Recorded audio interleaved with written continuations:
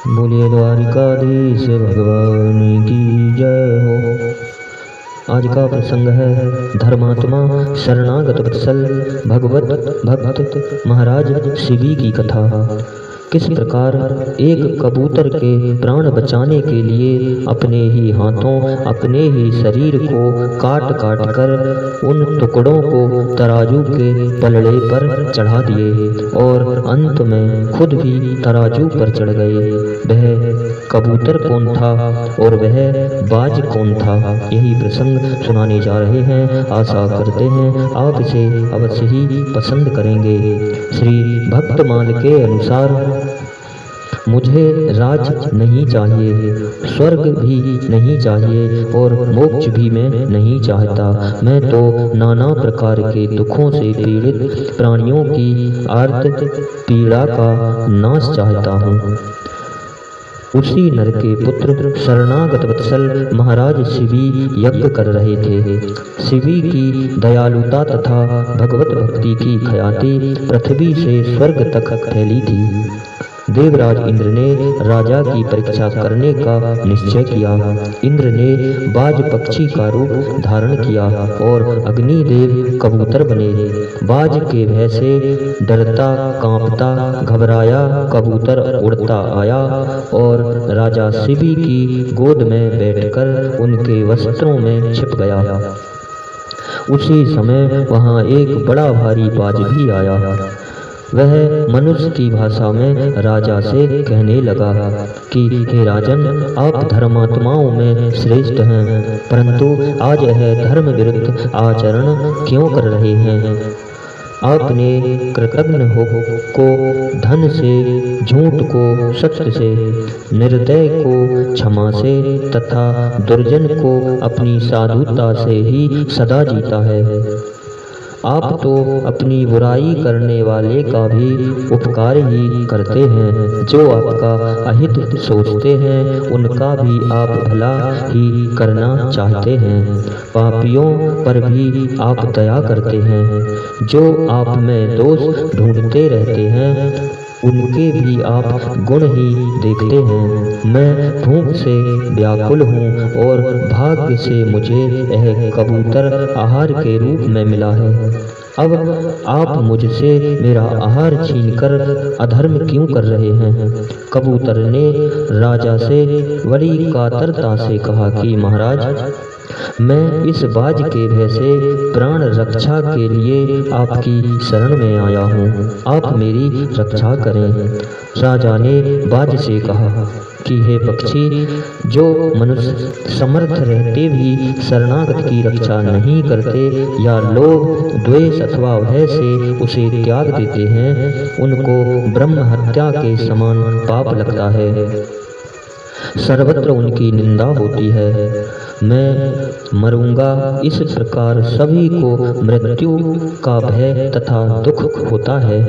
अपने से ही दूसरे के दुख का अनुमान करके उसकी रक्षा करनी चाहिए। जैसे तुम्हें अपना जीवन प्यारा है, जैसे तुम भूख से नहीं मरना चाहते हैं, उसी प्रकार दूसरे की जीवन रक्षा भी तुम्हें करनी चाहिए।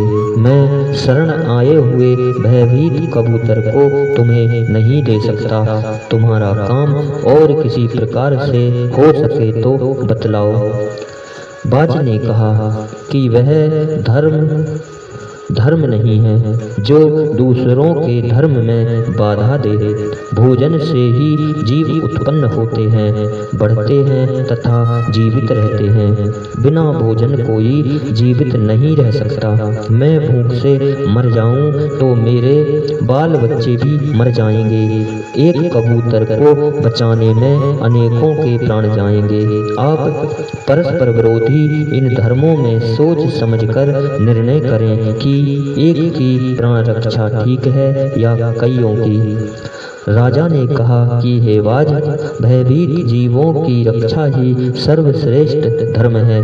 दया से द्रवित होकर जो दूसरों को अभयदान देता है वह मरने पर संसार के महान भय से छूट जाता है। यश और स्वर्ग के लिए तो बहुत लोग दान पुण्य करते हैं, किंतु सब जीवों की निस्वार्थ भलाई करने वाले पुरुष थोड़े ही हैं। यज्ञों का फल चाहे जितना बड़ा हो, अंत में क्षय हो जाता है, पर प्राणी को अभय दान देने वाला फल कभी क्षय नहीं होता। मैं सारा राज्य तथा अपना शरीर भी तुम्हें दे सकता हूँ, पर इस भयभीत दीन कबूतर को नहीं दे सकता। तुम तो केवल आहार के लिए ही उद्योग कर रहे हैं, अतः कोई भी दूसरा आहार मांग लो, मैं तुम्हें दूंगा।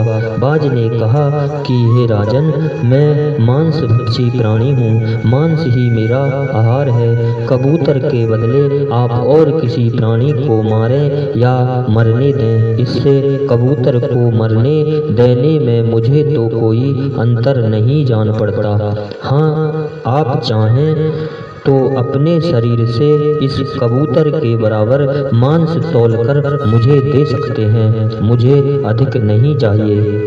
राजा को बड़ा आश्चर्य हुआ। उन्होंने कहा कि बाज, तुमने मुझ पर बड़ी कृपा की। यदि यह शरीर प्राणियों के उपकार में न आए तो प्रतिदिन का इसका पालन पोषण व्यर्थ ही है। इस नाशवान अनित्य शरीर से नित्य अविनाशी धर्म किया जाए, यही तो शरीर की सफलता है। एक तराजू मंगाया गया, एक पलड़े में कबूतर को रखकर दूसरे में राजा शिवी अपने हाथों अपने शरीर का मांस काट काट कर रखने लगे। कबूतर के प्राण बचे और बाज को भी भूख का कष्ट ना हो, इसलिए वे राजा बिना पीड़ा या खेद प्रकट किए अपना मांस काटकर पलड़े पर रखते जाते थे, किंतु कबूतर का वजन बढ़ता ही जाता था। अंत में राजा स्वयं तराजू पर चढ़ गए। उनके ऐसा करते ही आकाश में बाजे बजने लगे, ऊपर से फूलों की वर्षा होने लगी। ये मनुष्य भाषा बोलने वाले बाज और कबूतर कौन हैं? ये बाजे क्यों बजते हैं? राजा शिवी यह सोच ही रहे थे कि उनके सामने अग्निदेव और इंद्रदेव अपने वास्तविक रूप में प्रकट हो गए। देवराज इंद्र ने कहा कि राजन, तुमने बड़ों से कभी ईर्ष्या नहीं की, छोटों का कभी अपमान नहीं किया और बराबर वालों से भी कभी स्पर्धा नहीं की, अतः तुम संसार में सर्वश्रेष्ठ हो। जो मनुष्य अपने प्राणों को त्याग कर भी दूसरों की प्राण रक्षा करता है वह परम धाम को जाता है। पशु भी अपना पेट तो भर ही लेते हैं, पर प्रशंसनीय वे पुरुष हैं जो परोपकार करने के लिए ही जीते हैं।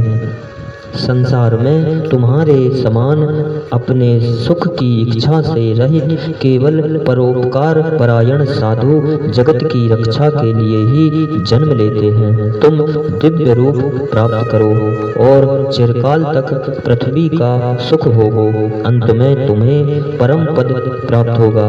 यूं कहकर इंद्र और अग्निदेव स्वर्ग चले गए। राजा शिवी भगवान में मन लगाकर चिरकाल तक पृथ्वी का शासन करते रहे और अंत में भगवत धाम में पधारे। इन्हीं शब्दों के साथ बोलिए द्वारिकाधीश भगवान की जय हो।